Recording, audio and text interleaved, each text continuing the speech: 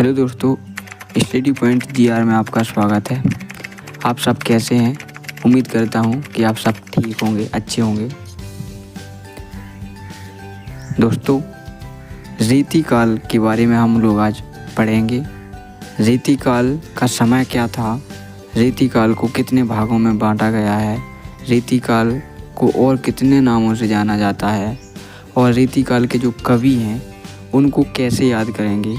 और दोस्तों, रीतिकाल जो अलग अलग भागों में बांटा गया है रीतिकाल को, उनके अलग अलग कवि हैं और अक्सर एग्ज़ाम में ऐसे ही पूछते हैं, तो उनके बारे में भी हम आज जानेंगे। तो हमारे इस वीडियो में बने रहिएगा लास्ट तक और वीडियो को बिना स्किप किए पूरा देखिएगा, तभी समझ में आएगा दोस्तों। तो दोस्तों, सिर्फ आपसे एक छोटा सा मोटिवेशन बोलना चाहूँगा कि दोस्तों, लड़ना है तो बातों से नहीं, रातों से लड़ो। तो दोस्तों, बिना देरी किए हम वीडियो को आगे बढ़ाते हैं। इससे पहले अगर आपने हमारा चैनल अभी तक सब्सक्राइब नहीं किया है तो प्लीज़ दोस्तों, मेहनत ज़्यादा लगता है, क्योंकि पहले तो पढ़ना पड़ता है ठीक से, उसके बाद में ट्रिक बनानी पड़ती है, उसके बाद में वीडियो बनानी पड़ती है, जिसमें काफ़ी टाइम लगता है, काफ़ी मेहनत लगती है। और दोस्तों, बिना मेहनत की बात आप लोग भी जानते हो। तो आपसे बस इतना ही कहना चाहूँगा कि दोस्तों, मेरे चैनल को सब्सक्राइब करके बेल आइकन ज़रूर प्रेस करें और इस वीडियो को शेयर करें अगर पसंद आए तो। दोस्तों, सबसे पहले हम रीतिकाल के समय को जान लेते हैं कि रीतिकाल का समय क्या था।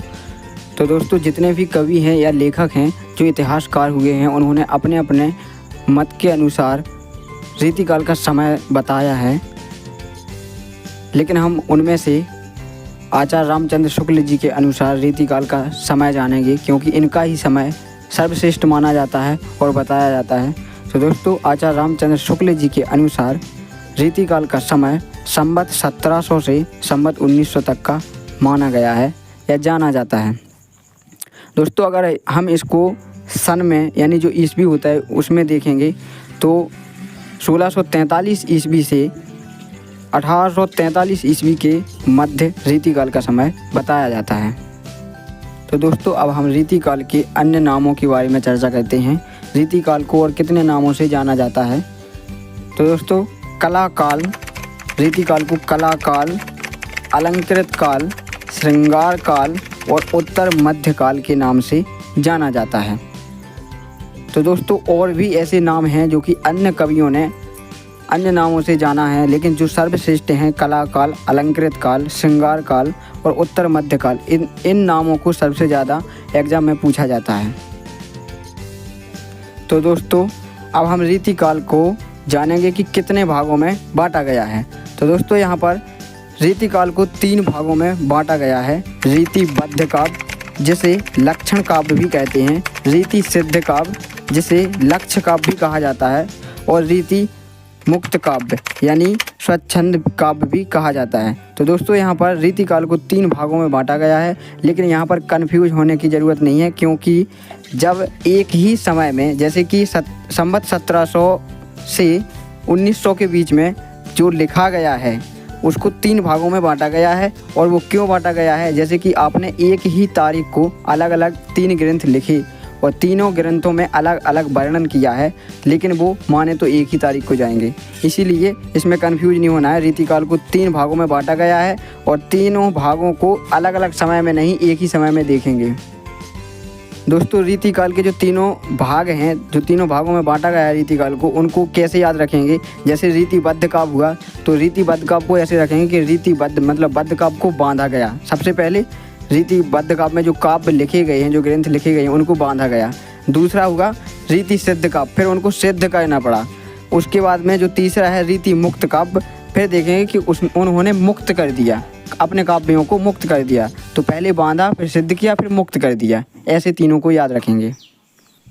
तो दोस्तों, अब हम जानेंगे कि रीतिकाल की कविताओं में कौन सा रस सबसे महत्वपूर्ण रहा, कौन सा अलंकार रहा है, यानी कि कविताओं में कौन सा अलंकार देखने के लिए मिलता है, और कौन सी भाषा रही है। रीतिकाल में कौन सी भाषा को सर्वश्रेष्ठ बताया गया है या ग्रंथों में देखने के लिए मिलती है, तो इसके बारे में हम चर्चा करेंगे। उसके बाद में हम देखेंगे कि रीतिकाल के जो रीतिबद्ध के कवि हैं, जो सिद्ध के कवि हैं और जो मुक्त के कवि हैं, उनको ट्रिक से कैसे याद करेंगे, तो वो ट्रिक भी बताएंगे। इससे पहले अगर आपने अभी तक हमारा चैनल सब्सक्राइब नहीं किया है तो दोस्तों चैनल को सब्सक्राइब करके वीडियो को शेयर ज़रूर करना।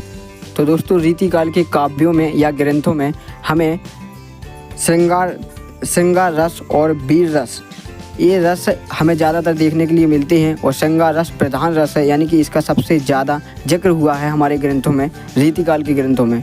तो दोस्तों अलंकार में अगर देखें तो अलंकार में हमें अनुप्रास अलंकार सबसे ज़्यादा देखने के लिए मिलता है। उसके बाद में यमक अलंकार व उपमा अलंकार महत्वपूर्ण भूमिका निभाते हैं। उसके बाद में हम देखेंगे भाषा। तो भाषा में दोस्तों रीतिकाल की भाषा में ब्रज भाषा का सबसे ज़्यादा प्रयोग हुआ है। और दोस्तों वैसे भी पहले राजा महाराजा थे, वहाँ पर लोग जो कवि होते थे, जो लेखक होते थे, राजा महाराजाओं के अधीन रहते थे, उनके राज दरबार में गाते थे और लिखते थे और वहाँ पर ब्रज भाषा का प्रयोग करते थे। दोस्तों अब हम रीतिकाल के कवियों को ट्रिक से याद करेंगे, एकदम आसान से याद करेंगे, भूल भी नहीं पाओगे, ऐसे ट्रिक बताऊंगा दोस्तों। तो सबसे पहले हम जो रीतिकाल को 3 भागों में बांटा गया था, रीतिबद्ध, सिद्ध और मुक्त, तो सबसे पहले हम रीतिबद्ध के कवि जान लेते हैं, ट्रिक से जानेंगे।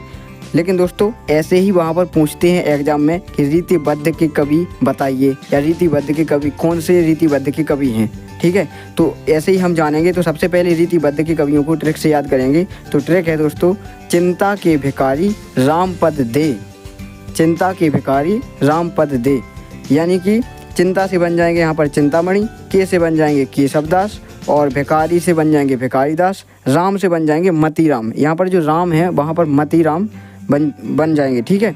उसके बाद में जो पद है, पद से बन जाएंगे पद्माकर, पद का मतलब होता है चरण, और दे से बन जाएंगे देव जी, जो कि एक लेखक हैं। तो दोस्तों अब हम जानेंगे रीतिकाल के रीति सिद्ध के कवि, जो रीति सिद्ध काव्य है उसके कवि देखेंगे। तो यहाँ पर हमारी ट्रिक होने वाली है, बिहारी ने शंभु रस सिद्ध किया, बिहारी ने शंभु रस सिद्ध किया, बिहारी से बन जाएगा बिहारी जी, और ने यहाँ पर साइलेंट रहेगा, शंभु से बन जाएगा नृप शंभु, या ने शंभु से नृप शंभु को भी हम याद रखेंगे। रस से बन जाएगा रसनिधि जो कि एक कवि हैं। सिद्ध किया, सिद्ध से बन जाएगा सिद्ध, यानी रीति सिद्ध काव्य। तो दोस्तों अब हम जानेंगे रीति मुक्त काव्य के कवि। दोस्तों अगर ट्रिक पसंद आ रही हो तो प्लीज़ एक लाइक ज़रूर करें। रीति मुक्त काव्य के कवि हैं जो, उनको ट्रिक से जानेंगे। ट्रिक होगी अपनी इंग्लिश में, जैसे कि ट्रिक है दा बाघी जी, और कोष्टक में लिखेंगे BHD, दा बाघी जी BHD, ठीक है। दा से बन जाएगा यहाँ पर जो TH है वहाँ पर बनेगा ठाकुरदास जी, ई यहाँ पर साइलेंट रहेगी। बाघ में जो B है बोधा जी बनेंगे, ए से बनेंगे आलम, और उसके बाद में जी है, GH है, GH से बनेंगे घनानंद, ठीक है, घनानंद जी। और GI बाघ जी से बनेगा अपना गिरधर जी, ठीक है। फिर उसके बाद में बनेंगे BHD से BH से बन जाएंगे भूषण जी, जो कि वीर रस के कवि हैं। दोस्तों रीतिकाल की सबसे श्रेष्ठ कवि वीरता में, मतलब कि जो उनके ग्रंथ हैं उनने वीर रस के आधार पर लिखे हैं, तो ये भूषण जी हैं। उसके बाद में D से बन जाएंगे द्विज देव जी, द्विज देव। तो दोस्तों आपको यह वीडियो कैसा लगा हमें कमेंट में ज़रूर बताएं, और अगर आपको रीतिकाल की विशेषताएं जाननी है, अगर आप कमेंट करोगे तो रीतिकाल की विशेषताएं भी अलग अलग बता देंगे। जैसे रीतिबद्ध की, सिद्ध की और मुक्त की अलग अलग विशेषताएं होती हैं, तो इनकी भी विशेषताएं हम बता देंगे। आप कमेंट करना, अलग से वीडियो एक बना देंगे रीतिकाल के ऊपर, विस्तार से उसमें समझाएंगे रीतिकाल। दोस्तों कुछ लोग बोलते हैं कि आप गलत बताते हो, तो दोस्तों जैसा कि हमें किताबों में समय जो मिलता है, हमने आचार्य रामचंद्र शुक्ल जी के अनुसार समय बताया है। हो सकता है आपने दूसरे किसी कवि के अनुसार समय पढ़ा हो या देखा हो। तो दोस्तों हमें जो किताबों में मिलता है हम वही पढ़ाते हैं, अपनी तरफ से कुछ नहीं जोड़ते हैं, क्योंकि हमको पता है कि आपको एग्ज़ाम देना है, वहाँ पर एक भी शब्द गलत नहीं होना चाहिए। दोस्तों वीडियो को शेयर करें, लाइक करें और चैनल सब्सक्राइब करें। मिलते हैं दोस्तों अगली वीडियो में। जय हिंद, जय भारत।